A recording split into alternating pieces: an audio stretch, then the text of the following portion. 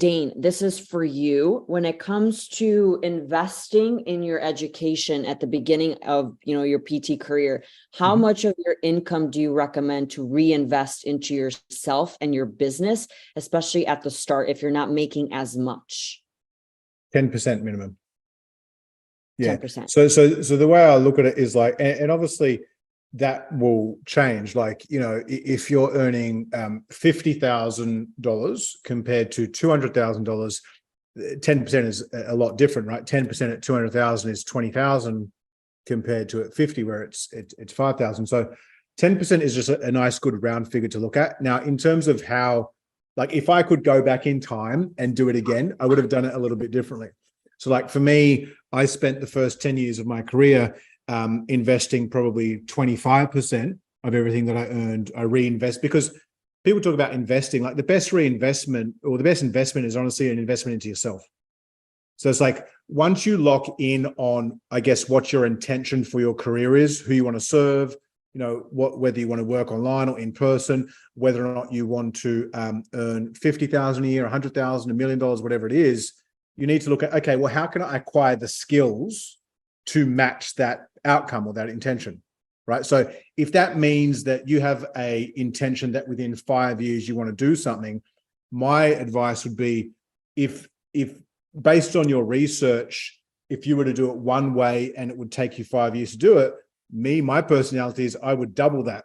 So I would always kind of, okay, if it's going to take me, if investing 10% of my income is going to take me 5 years to do something, I'm going to invest 25% of my income so I can do it within 3 years.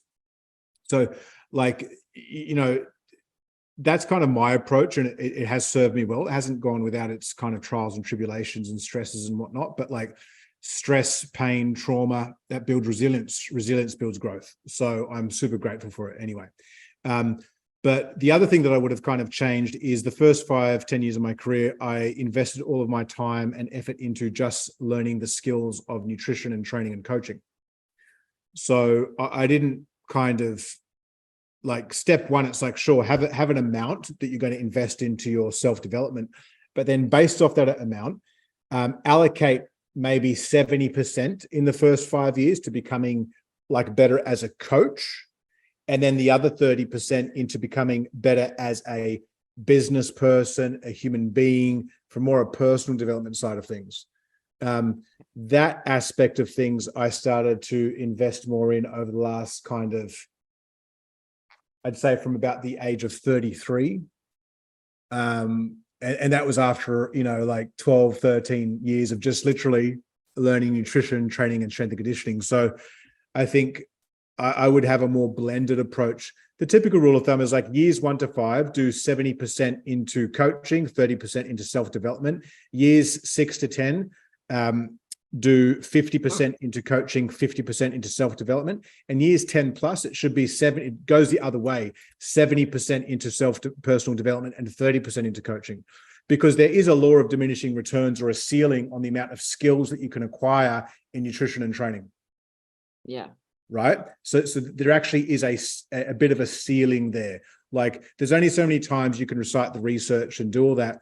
And then in saying that, like, some of the top earning coaches that I know in the world, like, they don't have PhDs, but they just know how to translate the data into a digestible way and communicate that with their client and audience to optimize compliance, which gets results, etc. So I think more balancing out your investment into becoming a better human being, right? Like leveling up as a human, and then obviously, leveling up as a coach, blending those two things together, that's going to achieve a better outcome for you long term.